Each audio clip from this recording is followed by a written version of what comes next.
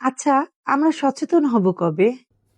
আমার এই রোগীর বাবা-মার প্রথম কথাই ছিল বাচ্চা দাঁত উঠাতে ভয় পায়। এজন্য দাঁত নড়ে যাওয়া সত্ত্বেও তিনি কোনো ডেন্টাল সার্জনের কাছে তার বেবিকে নিয়ে যাননি।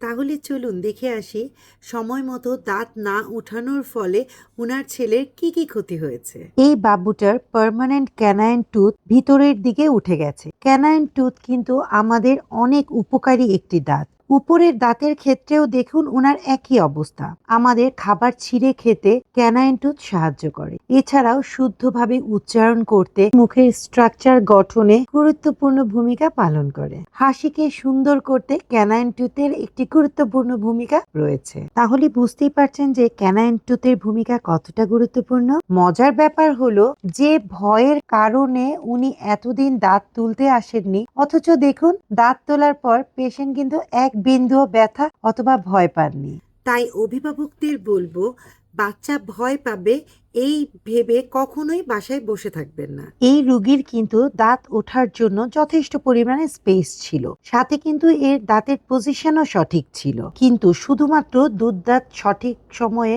না তোলার কারণে ক্যানাইন টুথের পজিশন চেঞ্জ হয়ে গেছে। যেহেতু বাচ্চার বয়স 14 বছর, সেহেতু দাঁত সঠিক পজিশনে আনাটা একটু ডিফিকাল্ট।